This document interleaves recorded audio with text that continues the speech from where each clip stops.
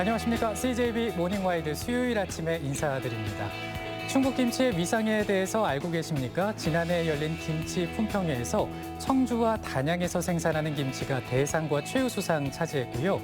보은의 김치는 일본과 홍콩 등 9개 나라에 1,585만 달러어치를 수출하는 등 김치 생산액과 수출액이 전국 추이상위권이라고 합니다. 이에 따라서 충북에서는 국내 김치 산업 경쟁력을 높일 지원책을 마련하고 충북 김치 세계화를 위해 김치 원료 공급단지 조성 정책을 본격화한다고 밝혔는데요. 세계로 뻗어가는 충북 김치의 위상이라는 희망 뉴스를 전하게 될 그날 기대해 봅니다. 모닝와이드 뉴스 시작합니다. 지난달 음식물 쓰레기통에 신생아를 유기한 친모를 검찰이 살인미수죄를 적용해 구속 기소했습니다.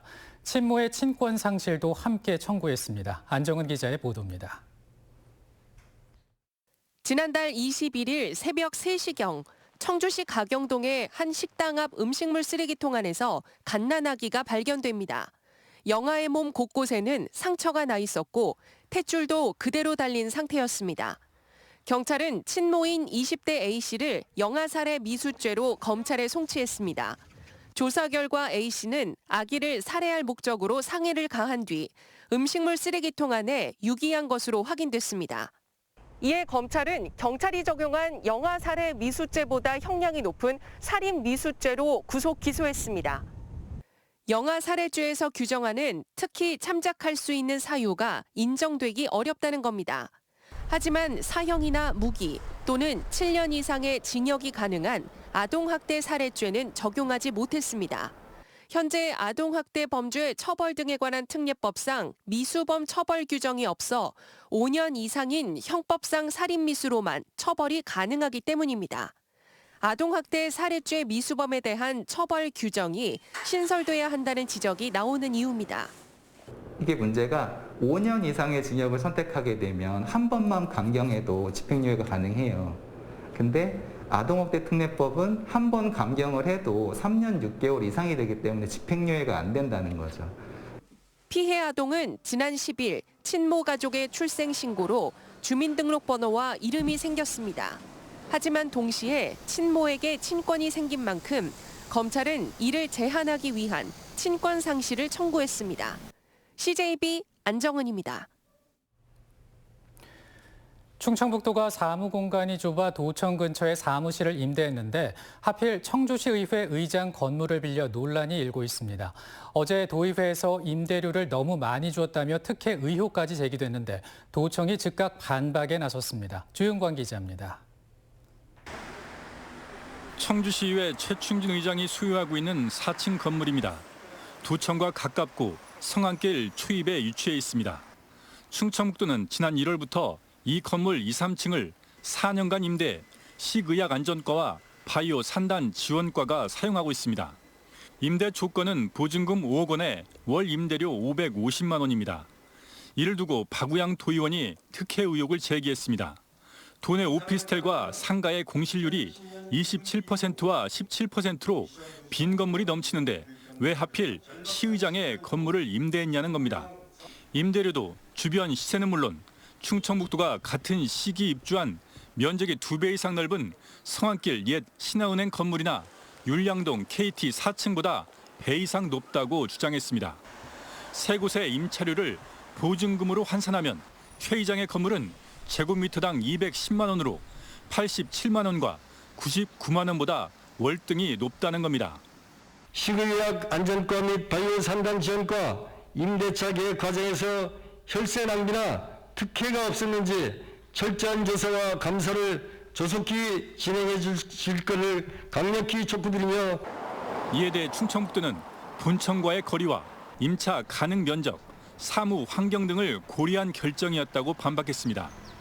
임대료도 임대차 보호법상 최고 이율인 12%를 적용해 보증금을 환산한 것은 맞지 않으며 지난해 말 당시 연 이율인 0.6%로 계산하면 최 의장 건물의 평당 월 임대료는 3만 8천 원으로 성안길 옛 신한은행 건물 임대료 3만 2천 원과 6천 원 차이로 크지 않다고 밝혔습니다.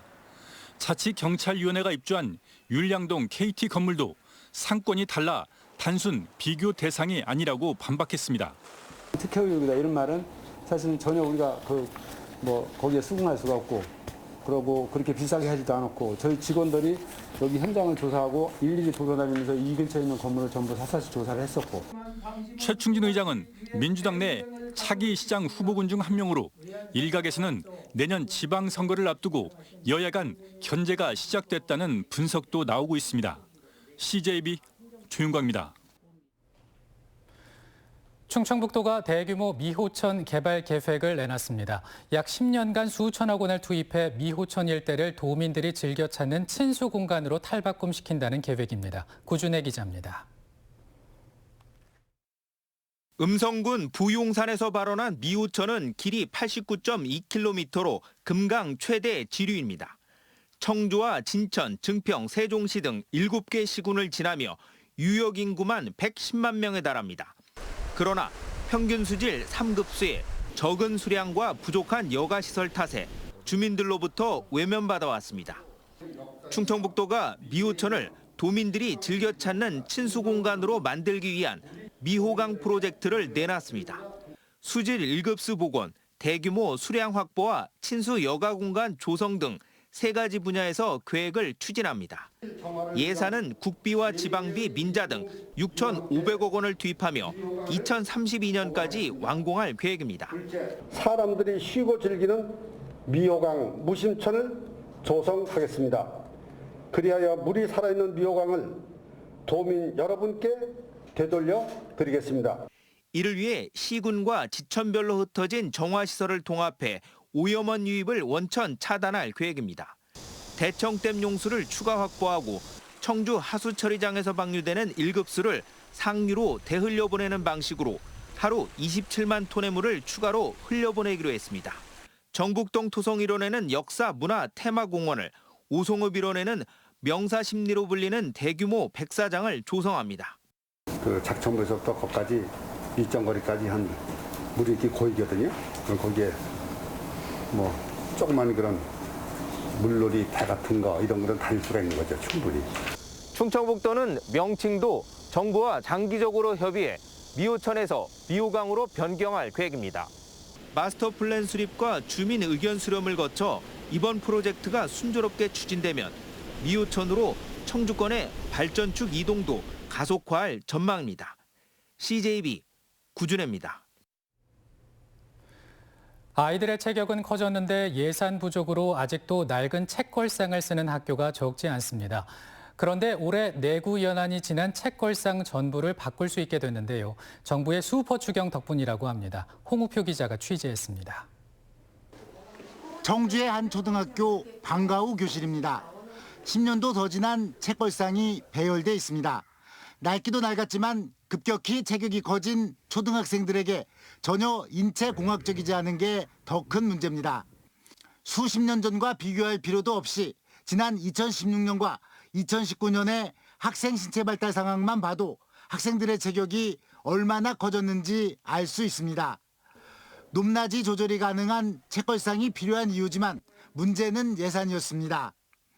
게다가 학교 자체 예산으로 해결해야 했기에 교체 속도는 더욱 더딜 수밖에 없었습니다. 불편한 점이 많이 있죠. 그리고 요즘 나오는 책걸상은 색상이라든가 모양이라든가 이런 것이 다양하고 또 이제 앞가림이 있다든지 하는 그런 기능적인 면도 추가가 됐기 때문에 아이들 만족도가 많이 다릅니다.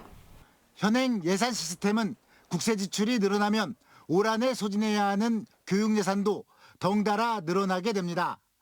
충청북도 교육청이 모처럼 큰맘을 먹고 도내 학교 133곳에 낡은 책걸상 2만 5천 조를 바꿔줄 수 있게 된 이유입니다.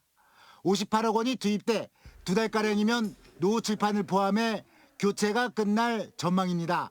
여러 가지 이슈도 됐었고 그리고 노후 책걸상도 마찬가지 그런 현황에서 전체적인 현황 파악을 하고 있지 않아서 이번 기회에 6월 달에 전수조사를 하게 됐고 교체하게 됐습니다. 가까운 미래에는 도심학교의 학급당 학생 수 감축을 통해 좀 더 크기가 큰 책상을 제공해 학생들의 학습 공간을 넓혀줘야 할 필요성이 남아 있습니다. CJB 홍표입니다. 농촌 고령화 속에 우리 농업 농촌을 살리려면 노동 절감형 첨단 기술을 개발해 농가에 보급하는 게 중요하죠. 쪼그려 앉아 농사 짓는 수박도 예외가 아닐 겁니다. 토양 없이 일어선 채로 농사 지을 수 있는 농법이 개발됐습니다. 박원 기자가 취재했습니다. 온실 안에 세워진 아치형 재배장치에 수박 줄기가 수직으로 뻗어 있고 1m 높이의 선반 안쪽에는 잘 익은 수박이 주렁주렁 매달려 있습니다. 모두 수직 재배법으로 키워진 겁니다. 그런데 선반 아래쪽을 보니 토양이 아닌 양액을 이용해 수경 재배를 한 것이 눈에 띕니다. 쪼그려 앉아 농사 짓는 포복 재배법의 단점을 극복하고 토양을 영양수액으로 대체한 수직 수경 재배 기술이 개발된 겁니다. 포복 재배에 비해 생산량을 최대 3배까지 늘릴 수 있고 애플 수박이나 망고 수박 등 중소형을 선호하는 시대에 최적화된 기술로 평가되고 있습니다. 특히 이번에 개발된 무특집 품종의 수경 재배를 활용하면 마디마다 곁가지가 나오지 않아 노동력을 70% 이상 절감하게 됩니다. 수직 수경 재배 방법이 개발되어 있지 않아 스마트팜 도입률이 0%인 작물이었습니다. 수박을 수직 수경 재배하게 됨으로써 작물의 생력화 그리고 노동력 절감, 자동화, 연중 생산이 가능하기 때문에 수박과 딸기를 동시 재배할 수 있는 장치도 개발됐습니다. 딸기 휴작기인 5월부터 8월 사이에 박과류를 재배할 수 있는 이 장치를 사용하면 연중 생산이 가능해 농가 소득에 큰 기여를 할 것으로 기대되고 있습니다. 그 사이에 고소득 수박을 재배하기 위해서는 줄기 관리가 제일 중요했습니다. 그래서 줄기 관리를 위해서 저희가 고설베드 재배 장치를 개발해서 특허 등록하고 기술 이전까지 완료하였습니다. 농가 고령화 등으로 수박 재배 면적이 점점 감소하고 있는 가운데 생산성을 높이는 첨단 농법이 새로운 활로로 주목받고 있습니다. CJB 박원입니다.